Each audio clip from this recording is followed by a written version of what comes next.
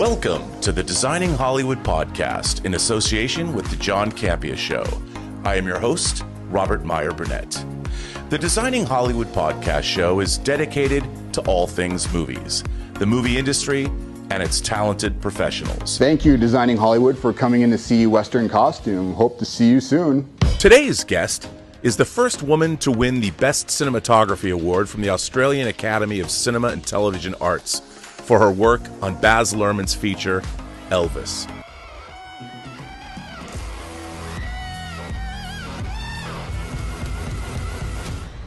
He was my destiny.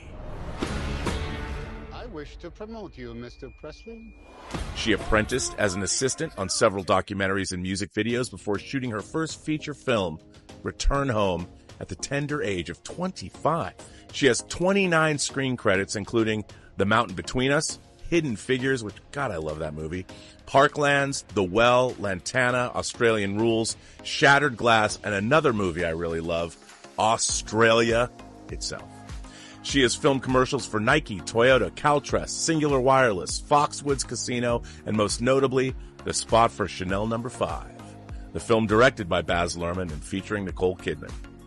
Collaboration with colorists is key to Walker's process, and she works closely with them throughout to achieve the desired aesthetic effect in her films.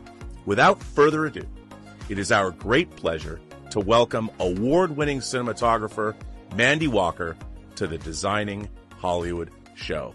Mandy, it is great to have you here. I kept thinking, God, what must it be like to live in Australia in the 80s? And a movie that you worked on, Dogs in Space, that starred Michael Hutchence, that was actually about a movie about a band in Melbourne.